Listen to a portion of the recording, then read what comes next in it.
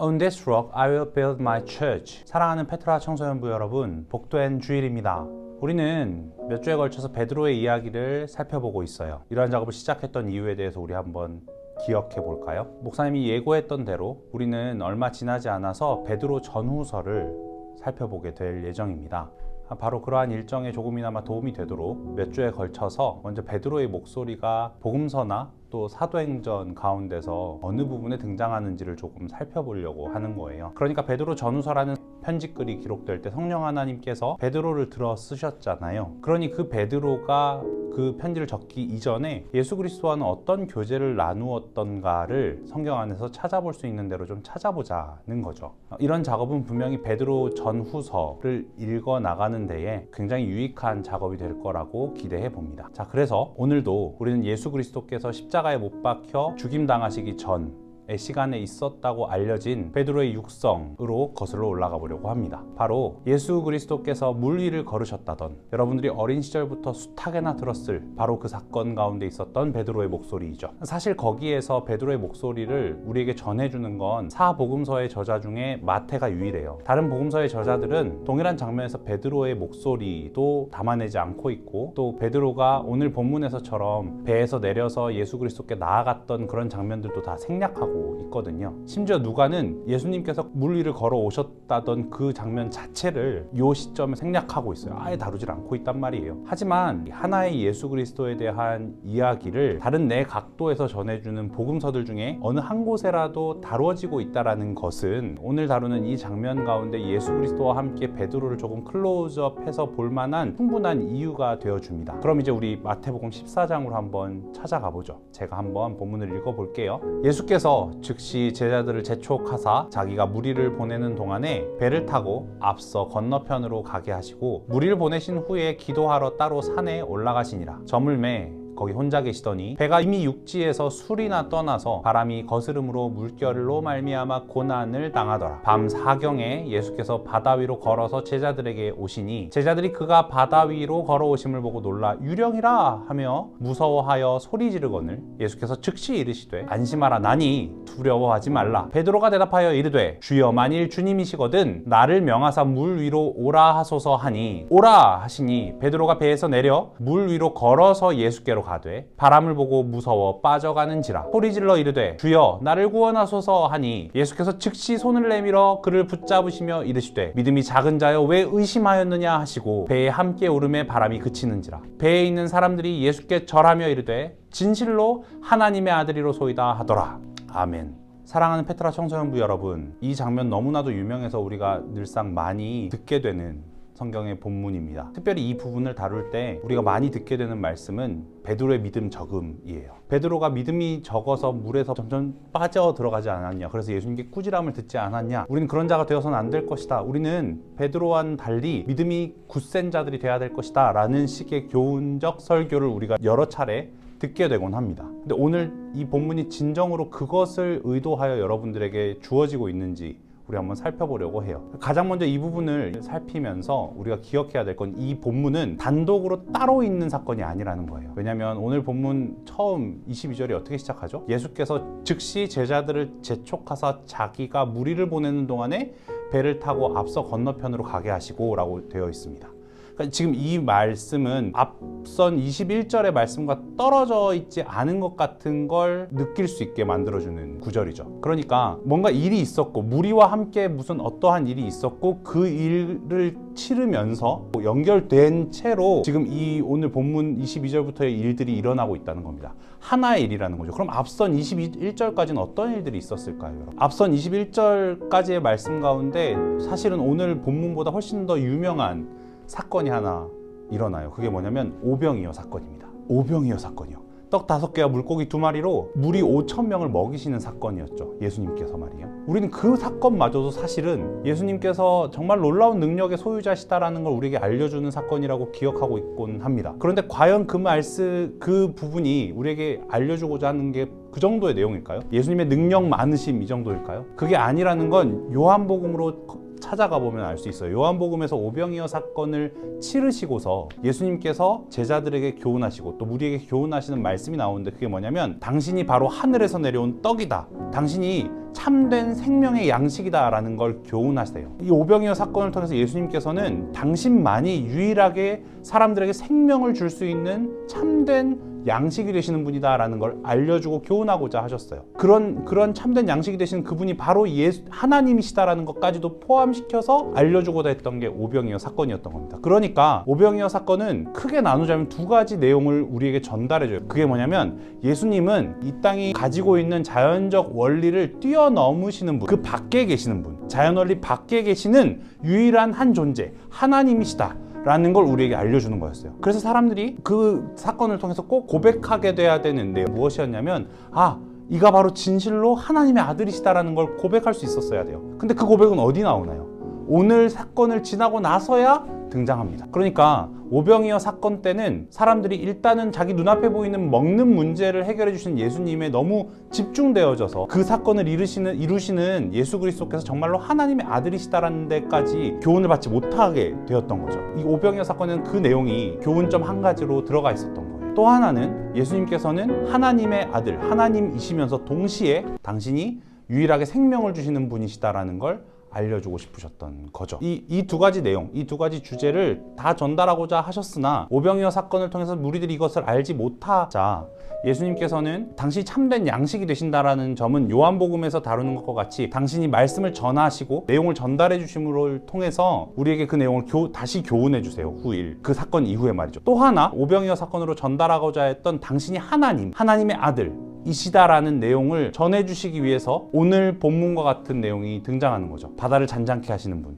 그리고 물 위를 육체를 입으시고 걸으실 수 있는 분이 바로 당신이시다라는 점. 그러니까 세상이 돌아가고 있는 그 원리를 넘어선 분, 그 밖에 계시는 분이 바로 당신이시라는 점을 확연히 알려줄 수 있는 사건을 하나 이어서 벌이시는데 그게 바로 오늘의 사건인 거예요. 그래서 이 사건을 통해서는 우리가 교훈을 받고 또 제자들이 교훈을 받았던 듯합니다. 왜냐하면 오늘 사건 이후에 맨 마지막 말미에 등장하는 배 위에 있던 모든 자들이 고백하는 고백이 무엇인가요? 진실로 하나님의 아들이로소이다. 이것을 교훈 받았던 것이죠. 그런데 여러분, 사실은 이 일 전체를 이루시면서 예수님께서 하시는 그 사역의 핵심에 놓인 굉장히 중요한 면이 하나 등장하는데 그게 바로 22절부터 24절 어간까지 나오는 말씀에 드러나고 있어요. 그게 뭐죠? 예수님이 기도를 하십니다. 여러분, 예수님 하나님이세요. 예수님 하나님이시기 때문에 우리가 생각하는 하나님에 대한 개념으로라면 하나님은 모든 일을 당신이 원하시는 대로 하실 수 있는 분이시니 자기 마음대로 하시면 되잖아요. 기도하실 필요가 없다라고 생각할 수 있어요. 그런데 예수님이 지금 이 모든 일을 이끌어 가심에 있어서 기도하시며 이 일을 해가신다는 게 우리에게 주는 교훈점이 아주 큽니다. 그게 뭐냐면 여러분과 제가 믿는 하나님은 삼위일체 하나님이시죠. 삼위일체 하나님이 얼마나 따뜻한 분이신지를 우리에게 보여주는 거예요. 여러분, 삼위일체 하나님은 굉장히 인격적인 분이세요. 그래서 삼위일체 하나님께서는 당신이 원하시고 당신이 계획하신 그 뜻을 이루어 가심에 있어서 독단적으로 일하지 않으세요. 독단적으로 일하지 않으시고 성부, 성자, 성령 안에서도 서로 합력하여 그 일을 이루어 가십니다. 그 모습을 보여주는 게 오늘 예수님께서 기도하러 따로 산에 올라가셨다는 내용이에요. 그 기도의 응답으로 오늘 24절 이하의 내용들이 벌어지고 있다는 걸 우리가 생각해 볼 때 이 예수님의 기도는 우리에게 주는 시사점이 매우 크다라고 할 수 있습니다. 예수님은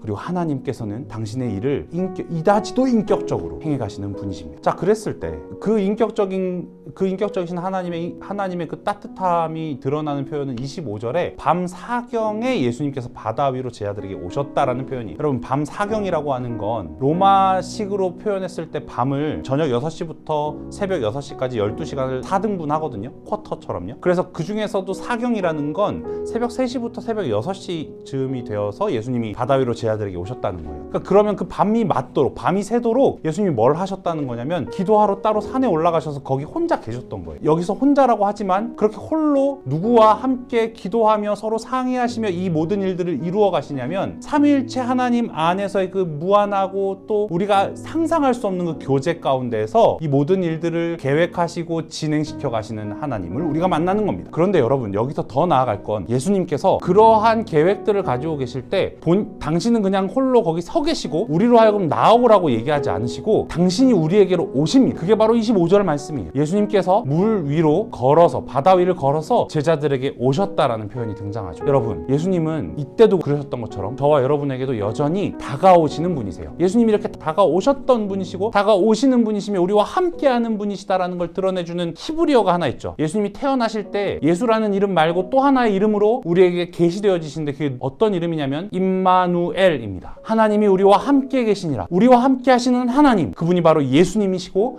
우리에게로 다가오시는 분이세요. 그런데 이 지점에서 우리가 이제 제자들의 관점으로 넘어가 보도록 하겠습니다. 제자들은 어떠했나요? 예수님이 다가오시고 하나님이 다가오시나 두려워 떨 수밖에 없는 상황 가운데에서 하나님마저도 두려움의 대상이 되죠. 상황이 파도가 높이 치고 바람이 자기들을 거스르는 그 상황 가운데에서 제자들은 무서워 떱니다. 자기들의 생명의 위협이 가해지고 있기 때문이죠. 그럴 때 절대자이신 하나님이신 그분 예수 그리스도께서 자기들에게 다가오시는 걸 보고도 유령이라 하며 놀라 무서워 소리 지릅니다. 자, 이때 이들을 안심시키시는 예수 그리스도의 음성이 어떻게 주어진다라고 성경이 얘기하나요? 즉시 이르십니다. 안심하라, 나니 두려워하지 말라. 여러분, 여기에서 나니라고 되어 있는 이 표현은 출애굽기에서 모세에게 나타나셨던 하나님께서 난 스스로 있는 자니라 라고 이야기했던 그것과 동일한 표현이, 그러니까 예수님께서 내가 바로 나다 라고 이야기하시면서 당신이 하나님이시라는 걸 드러내 보여주시는 것이죠. 그리고 두려워하지 말라 하십니다. 자, 이때 베드로가 대답해요.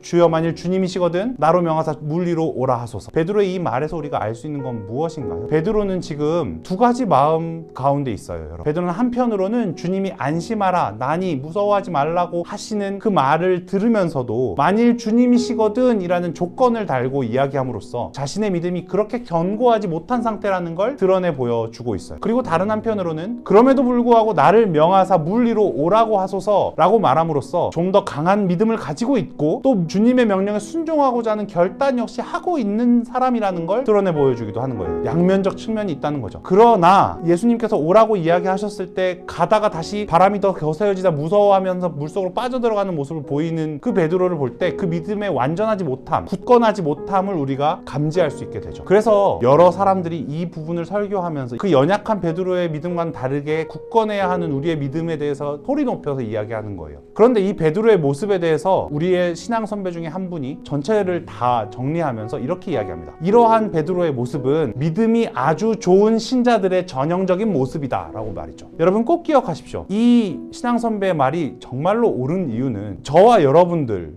중에 어느 누구도 지금 오늘 이 본문에서 등장하는 베드로의 믿음과는 다른 어떤 굳건한 믿음, 그래서 물 위로 걸어오신 예수님을 맞아서 그 끝까지 예수님의 손을 잡을 때까지 물 안으로 빠져들지 않으면서 걸어갈 수 있는 믿음을 소유한 자라는 건 있을 수 없어요. 이 땅에서는. 이 죄로 오염된 세상 가운데 우리의 믿음이라는 건 그렇게 연약할 수밖에 없는 믿음이라는 겁니다. 그러면 오늘 이 본문에서 하나님께서 우리에게 알려주시고자 하는 건 어떤 내용일까요? 우리의 믿음이 비록 거기에 머문다고 하여도 주여 나를 구원하소서라고 이야기하는 베드로를 즉시 손을 뻗으사 건져내시는 예수님과 같이 우리의 연약한 믿음이라고 할지라도, 우리가 여전히 연약한 믿음 가운데 있다고 할지라도 우리를 거기에 내버려 두지 않으시고 우리가 죽도록 내버려 두지 않으시고 우리를 즉시 건져내시는 예수 그리스도를, 그 하나님을 오늘 이 본문 말씀을 통해서 하나님께서는 우리에게 계시해 주십니다. 자, 그렇다면 오늘 말씀 안에서 우리가 꼭 받아야 하는 교훈점은 두 가지 정도라고 이야기할 수 있겠어요. 먼저는 예수님은 오늘 이 장면에서도 등장하지만 진실로 하나님의 아들이라 불리실 만한